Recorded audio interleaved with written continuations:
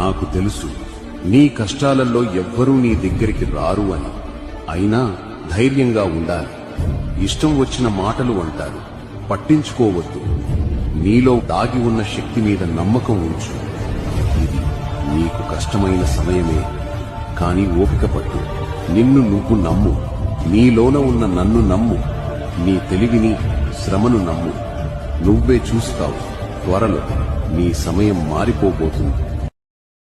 భృగుముని పూజిత గోవింద, భూమి యజ్ఞ ఫల గోవింద, వికుంఠ విరక్త గోవింద, వెంకటగిరిహిత గోవింద,